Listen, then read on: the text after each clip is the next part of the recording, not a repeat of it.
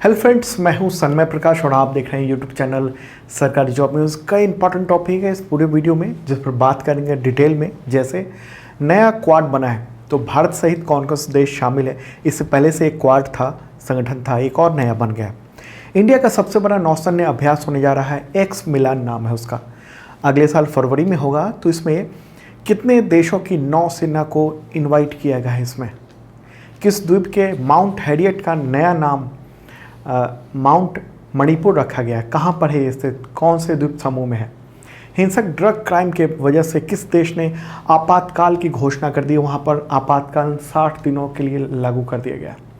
भारत की 21वीं महिला ग्रैंड मास्टर का खिताब किसे मिला है, फोटोग्राफ आप देख रहे हैं। अर्थ शॉर्ट प्राइज़ जो है वो किस इंडियन का मिला है, मुझे लगता है इसके बारे में जानते होंगे, एक स्पेशल वीडियो भी आ चुका है इस पर। और नेटो सैन्य गठबंधन से तनाव हो गया है रूस का बहुत ज़बरदस्त। उसके बाद दफ्तर भी बंद कर दिए हैं, एक दूसरे के जो भी दफ्तर थे वो सब ऑफिस से तो उसके बारे में भी डिटेल में बात करेंगे। इसके अलावा भी कई और टॉपिक है। शुरू करते हैं सबसे इम्पॉर्टेंट पहला क्वेश्चन। और दोस्तों लाइक बटन जोड़ दबाना और शेयर कर दो तमाम दोस्तों को। क्वेश्चन होगा, भारत सहित किन देशों ने नया क्वाड बनाने का फैसला किया, घोषणा भी कर दी है। आंसर होगा यूएसए, इजराइल और यूएई। न्यूज़ आप देख रहे हैं द हिंदू के। भारत, अमेरिका, इजराइल और यूनाइटेड अरब अमीरात, इन चारों देशों के विदेश मंत्रियों की मीटिंग हुई है 18-19 अक्टूबर को वर्चुअल। तो इसमें क्वाड की तरह एक इंटरनेशनल एक संगठन फोरम, इकोनॉमिक फोरम बनाने का फैसला किया गया। इसको कहेंगे क्वाड्रिलेटरल इकोनॉमिक फोरम। तो ये ट्वीट किया है एस जयशंकर ने, जो हमारे विदेश मंत्री हैं उन्होंने। तो नए क्वाड में ये सब शामिल थे, भारत के विदेश मंत्री एस जयशंकर, अमेरिका के विदेश मंत्री एंटनी ब्लिंकन, इजराइल के विदेश मंत्री यायार लपिड और यूएई के विदेश मंत्री शेख अब्दुल्ला बिन जायद अल नाहयान। ओके, और आपको पता होगा कि इससे पहले भी एक क्वाड बना हुआ है जिसमें भारत, इसके अलावा ऑस्ट्रेलिया, जापान और अमेरिका, ये इसका एक क्वाड्रिलेटरल समूह बना हुआ है, यानी चतुर्भुज डायलॉग। तो अब एक नया डायलॉग बन गया है और उसका ये मीटिंग हुई है, पहली मीटिंग इसकी विदेश मंत्रियों की हुई है। तो कौन कौन से देश है एक बार मैप के थ्रू भी देख लेते हैं। प्यारा भारत सामने रहा, ओके। और अब देख लेते हैं इजराइल। तो यहाँ पर है ये इजराइल, अरब देशों के पास में इस तरफ, ओके। इसके अलावा यूएई, यूनाइटेड अरब अमीराट्स, ये सऊदी अरब के पास में है। और अब चलते हैं अमेरिका यानी यूएसए। तो ये जो चारों हैं एक नया क्वाड कहिए इसको। क्वाड का मतलब ये होता है कि चतुर्भुज, मतलब इन सब देशों ने मिलकर एक इकोनॉमिक कॉपरेशन बनाया है, गठबंधन बनाया। कौन कौन से? इंडिया, इजराइल, यूएई और ये रहा अमेरिका, ओके।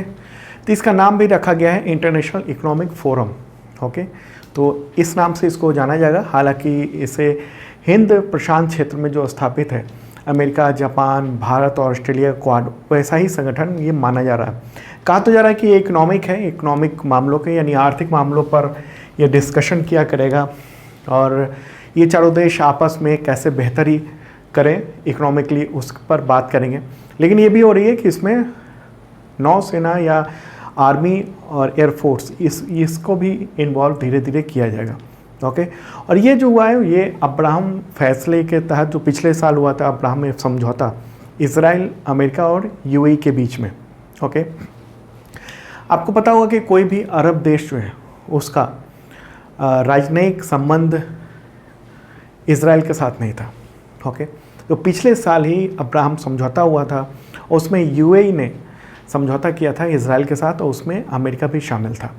और इसी के तहत इजराइल में यूएई का दूतावास खुला था, ठीक है। तो अब एक तरह से इसको संबंध कहिए अब चतुर्भुज हो गया। तो चारों देश अब मिलकर ये इकोनॉमिक कोऑपरेशन करेंगे, ठीक है।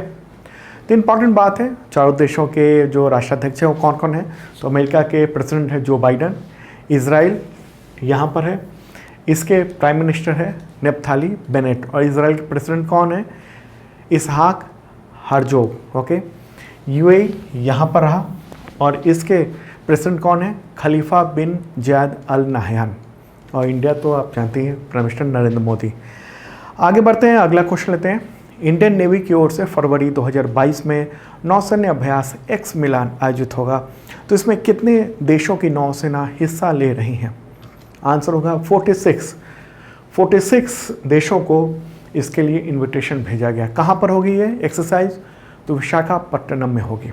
ये हर 2 साल पे आयोजित होता है और पिछले साल भी आयोजित होना था 2020 में, लेकिन कोविड-19 का इतना ज़्यादा खराब स्थिति थी 2020 में कि इसको स्थगित कर दिया गया था। तो अब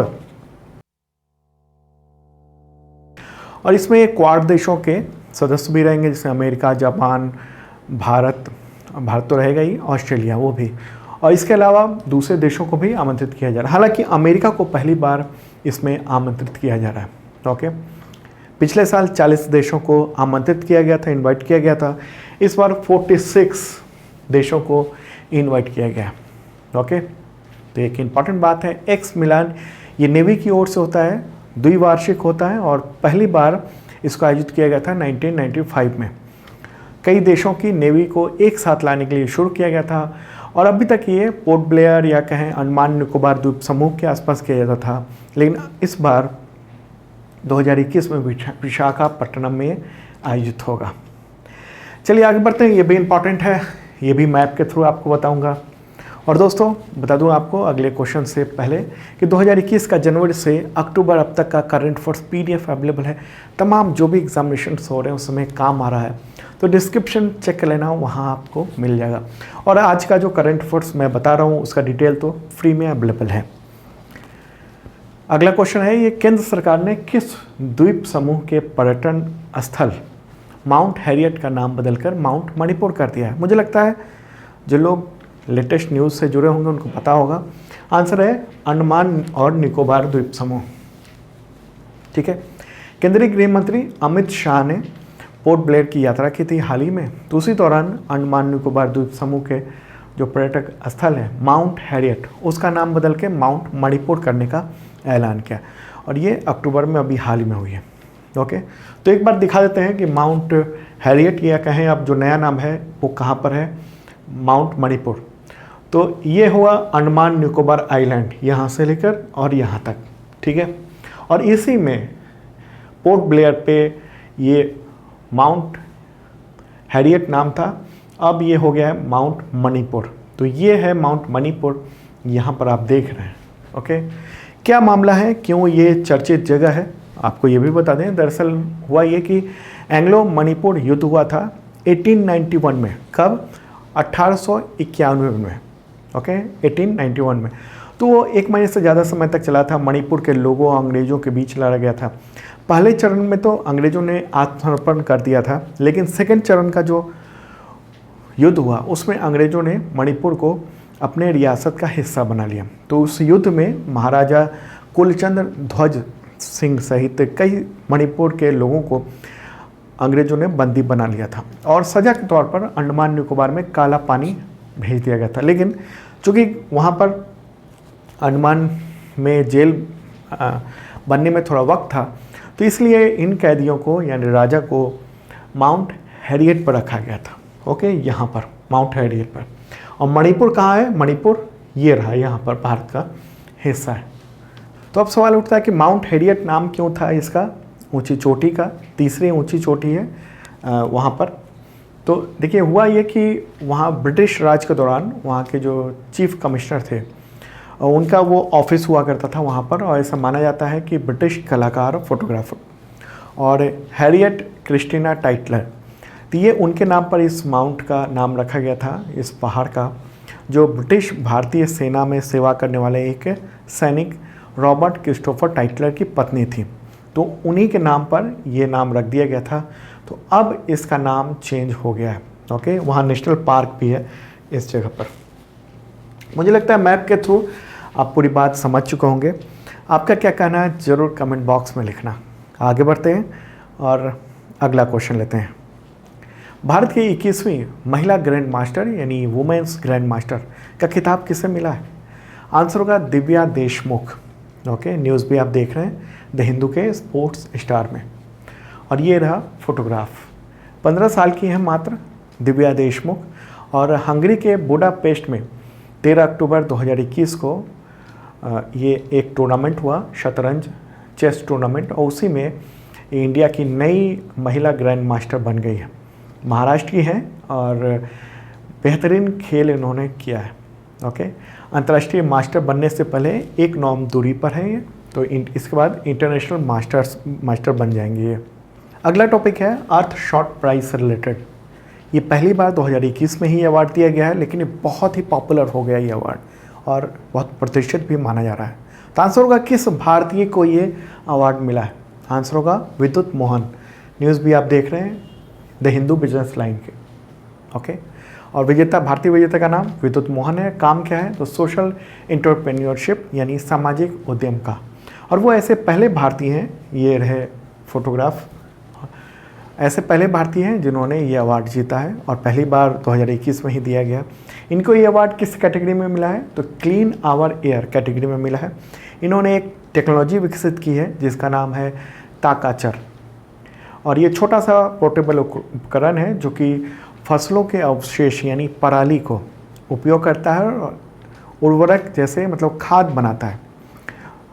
होता ये है कि अभी हम लोग ये देखते हैं कि फसल कटने के बाद पराली में आग लगा देते हैं किसान, तो उससे काफ़ी पॉल्यूशन होता है, खास तौर पे सर्दियों के दिनों में। तो इन्होंने ऐसी तकनीक बनाई, उसका नाम था ताकाचर, तो उससे वो खाद बन जाता है पराली। ओके, अवार्ड के बारे में बता दूं, इको शॉर्ट प्राइज़ 2021, इसको इको ऑस्कर के नाम से भी चर्चित है ये, हालांकि ऑफिशियल वेबसाइट पे ऐसा कोई नाम नहीं है। और ये अवार्ड से उन लोगों को सम्मानित किया जाता है जो पृथ्वी यानी प्लैनेट अर्थ को बचाने की कोशिश कर रहे हैं, उसको संरक्षित करने की कोशिश में नई तकनीक ला रहे हैं, प्रयास कर रहे हैं। और ये पुरस्कार 2021 में प्रिंस विलियम ड्यूक और कैम्ब्रिज, इसके अलावा डेविड एटनबरो, उन सब ने लॉन्च किया था। रॉयल फाउंडेशन के द्वारा ये दिया जाता है, मुख्यालय लंदन में। अवार्ड के तहत विजेता को 1 मिलियन पाउंड यानी अगर इंडियन करेंसी में कहें तो करीब 10 करोड़ 33 लाख रुपए दिए जाते हैं। 5 श्रेणियों में ये अवार्ड दिया जाता है, जैसे क्लीन आवर एयर कैटेगरी में विद्युत मोहन को मिला है। इसके अलावा है प्रोटेक्ट एंड रिस्टोर नेचर, इसमें मिलता है। इसके अलावा है रिव्यू आवर ओशन, इसमें इनको मिला है। Build a waste free world, और इसके अलावा है फिक्स आवर क्लाइमेट। तो इन सब कैटेगरी में ये अवार्ड दिया जाता है। तो 5 कैटेगरी हैं इनमें। आगे बढ़ते हैं, अगला क्वेश्चन लेते हैं। किस सैन्य गठबंधन से तनाव के बाद रूस ने अपने मिशन और मॉस्को में स्थित उसके दफ्तर को बंद करने का आदेश दिया है? इसका आंसर होगा नेटो, और द हिंदू में ये न्यूज रहा। देखिए, रूस ने नेटो से बचा खोचा जो संबंध था उसको तोड़ लिया है। दोनों में काफ़ी बुरी तरीके से रिश्ते में दरार पड़ गई है, तनाव आ गया है। रूस ने नेटो मुख्यालय में जो उसका अपना राजनयिक मिशन था उसको बंद कर दिया है, और मॉस्को में जो नाटो का दफ्तर था यानी ऑफिस था उसको बंद करने का आदेश दे दिया है। तो नेटो ये रहा, इसका सिंबल ये है नेटो। उसका फुल फॉर्म क्या होता है? North Atlantic Treaty Organisation. इसकी स्थापना कब हुई थी? 4 अप्रैल 1949 को, 1949 को। उद्देश्य ये था कि शीत युद्ध में यानी कोल्ड वार के दौरान सोवियत यूनियन से नेटो देशों की सुरक्षित रखना उनको। हालांकि 1991 में सोवियत संघ बिखर गया और रूस सहित 15 देश में सोवियत संघ बंट गया था। इसके तुरंत बाद 1991 में ही रूस जो है वो नेटो का मेंबर नहीं बल्कि एक पार्टनर बन गया था। तो ये मैप भी आप देख रहे हैं, मैप में जो ये डार्क ब्लू कलर या कहें ब्लैक जैसा जो दिख रहा है वो सब है मेंबर कंट्री ये टोटल। ओके, और इसके अलावा ये जो दिख रहा है आपको ऑरेंज कलर में ये है पार्टनर कंट्री, और ये डार्क रेड में जो है वो है एसोसिएट कंट्री। ओके, पाकिस्तान भी एसोसिएट कंट्री है नेटो का, लेकिन मेंबर नहीं है। मेंबर केवल ये डार्क ब्लू वाली जो कंट्री हैं वही सब है। ठीक है, तो 1991 में रूस जो है वो नेटो का पार्टनर बन गया।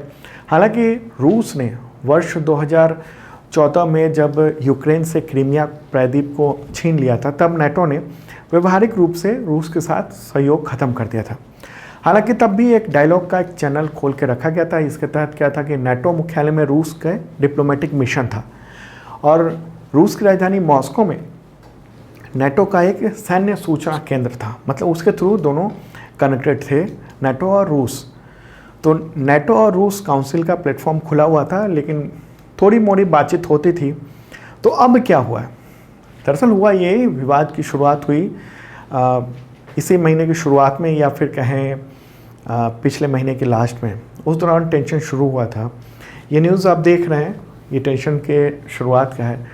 दरअसल हुआ ये कि बेल्जियम के ब्रसेल्स में नाटो का मुख्यालय है, तो वहाँ पर जो रूस के 8 राजनयिक थे उनको 6 अक्टूबर को निकाल दिया गया था नाटो के द्वारा। और नाटो का ये कहना था कि रूसी अधिकारी जासूसी कर रहे थे और जासूस के रूप में हैं वो वहाँ पर तैनात। तो ये इसी के साथ नाटो ने अपने हेडक्वार्टर से मॉस्को के अफसरों यानी रूसी अफसरों की संख्या 20 से घटाकर आधी कर दी थी, यानी 10 ही राजनयिक रह सकते हैं। ओके, नाटो मुख्यालय में मतलब उसके जो तमाम सदस्य देश होते हैं उनके राजदूत और स्टाफ तैनात रहते हैं बातचीत करने के लिए। तो अब क्या हुआ है, रूस ने भी उसके पलटवार किया है और नाटो का जो आधिकारिक दफ्तर था मॉस्को में उसको बंद करने का फैसला ले लिया है और कहा है कि नाटो गड़बड़ कर रहा है, इस वजह से हम ये फैसला ले रहे हैं। मतलब नाटो और रूस में पूरी तकरार हो गई है। इसके बारे में और डिटेल में आज वीडियो आपको देखने को मिल जाएगा। इस वीडियो के डिस्क्रिप्शन में चेक कर लेना, बहुत ही इंपॉर्टेंट है इंटरनेशनल रिलेशंस से रिलेटेड। तो विजय शर्मा जी ने एक स्पेशल वीडियो इस पर बनाया है, इस टॉपिक पे, डिस्क्रिप्शन में है, चेक कर सकते हैं। आगे बढ़ते हैं। अगला क्वेश्चन है, किस प्रदेश की सरकार ने, किस राज्य सरकार ने अपने राज्य के आदिवासियों को अयोध्या दर्शन के लिए 5,000 रुपये की आर्थिक मदद का ऐलान किया? आंसर होगा गुजरात।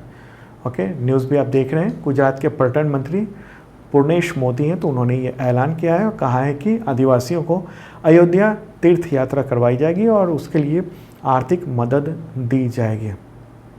ठीक है, 19% गुजरात में आदिवासी यानी ट्राइबल हैं। ये रहा गुजरात मैप में। अगला क्वेश्चन लेते हैं, किस देश ने हिंसक ड्रग अपराधों के वजह से आपातकाल की घोषणा कर दी? वहाँ खूब मर्डर, लूट पाट वगैरह ड्रग्स की वजह से हो रहा है। आंसर होगा इक्वाडोर। दक्षिणी अमेरिकी देश है और यहाँ पर 60 दिनों के लिए आपातकाल लागू कर दिया गया है, घोषणा कर दी गई है। द गार्जियन की न्यूज़ आप देख रहे हैं। ओके, एक बार मैप में दिखा देते हैं कि इक्वाडोर है कहाँ पर। तेरा प्यारा भारत, और यहाँ से दक्षिणी अमेरिकी जो महादेश है वहाँ की ओर चलेंगे। ये अफ्रीका रहा, अफ्रीका के आगे और चलते हैं तो ये दक्षिणी अमेरिका है और यहाँ पर ये रहा इक्वाडोर। ओके, इसके आसपास कई देश हैं जैसे कोलंबिया, पेरू। तो वहाँ के राष्ट्रपति हैं गुइलेर्मो लासो। तो उन्होंने कहा है कि जो वायलेंस हो रहा है वहाँ पर, उसकी बढ़ोतरी हो रही है, उसके वजह से आपातकाल का फैसला लेना पड़ा है और मर्डर तो बेकाबू हो गए हैं। इसी महीने मतलब जनवरी से लेकर अभी तक ड्रग्स की वजह से 650 से ज़्यादा लोगों की मौत हो चुकी है और सितंबर के आखिरी सप्ताह में एक जेल में ड्रग तस्करों के 2 गिरोह में लड़ाई हो गई जिसमें 116 लोग जेल में ही मार दिए गए थे, काट डाले गए थे। वहाँ पर मादक पदार्थों की तस्करी, खपत, मर्डर, घरेलू चोरी, वाहनों सामानों की चोरी बहुत ज़्यादा बढ़ गई है। पूरी अस्त व्यस्त है ये देश नशे की वजह से, ड्रग्स की वजह से। तो इसलिए ये फैसला लिया गया है। इक्वाडोर की राजधानी क्या है? क्विटो। और मुद्रा क्या है वहाँ? तो ये US डॉलर चलता है, अमेरिकन डॉलर।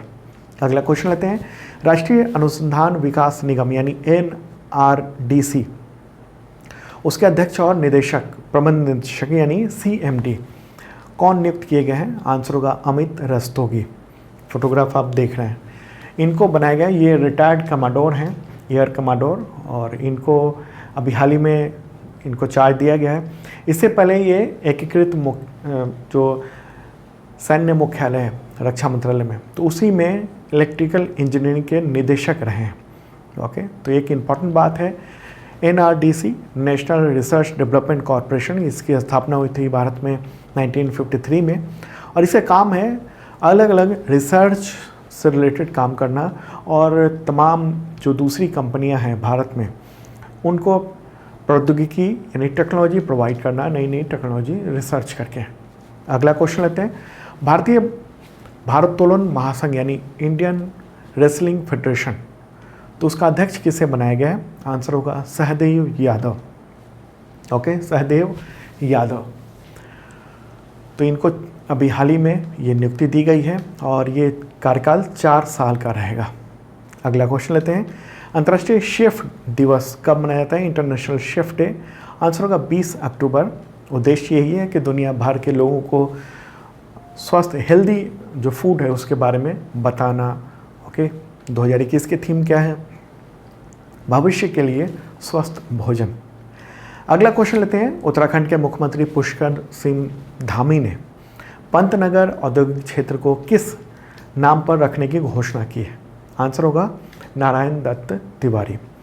तो उधम सिंह नगर जिले में ये पंतनगर औद्योगिक क्षेत्र है, तो उसको अब उत्तर प्रदेश और उत्तराखंड के पूर्व मुख्यमंत्री और कांग्रेस लीडर थे वो इंदित तिवारी, उनके नाम से जाना जाएगा। अगला क्वेश्चन लेते हैं, प्राइम मिनिस्टर नरेंद्र मोदी ने किस राज्य में स्थित कुशीनगर अंतर्राष्ट्रीय हवाई अड्डे का उद्घाटन किया है? आंसर होगा उत्तर प्रदेश, सबको पता होगा।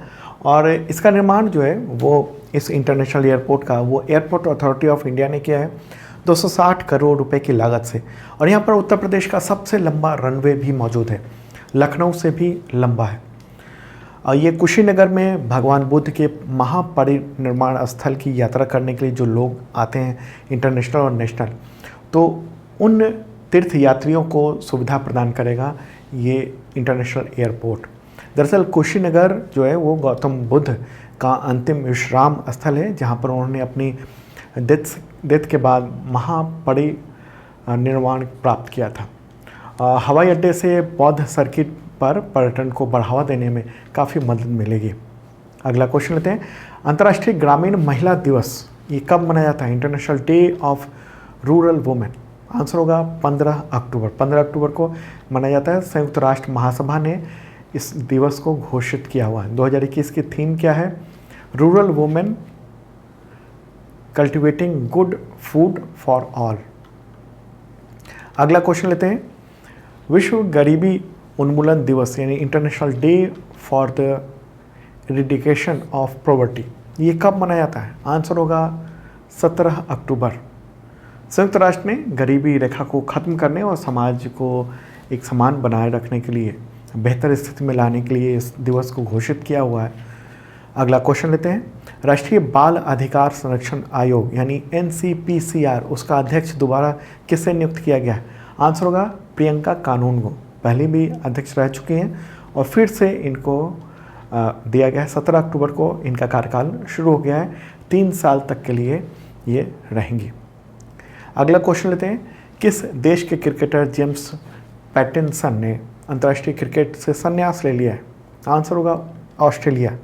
ओके, न्यूज़ भी आप देख रहे हैं द हिंदू में। 31 साल के हैं और 21 टेस्ट और 15 एक दिवसीय मैच वो खेल चुके हैं।